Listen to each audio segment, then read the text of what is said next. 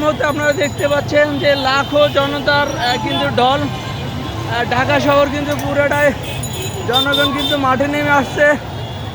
অর্থাৎ শেখ হাসিনা পালানোর পরে কিন্তু দেখতে পাচ্ছেন মানুষের মনে একটা স্বস্তির নিঃশ্বাস কিন্তু ফেলছে।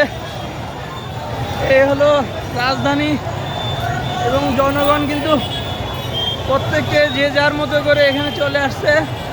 অনেকে মিষ্টি বিতরণ করতেছে।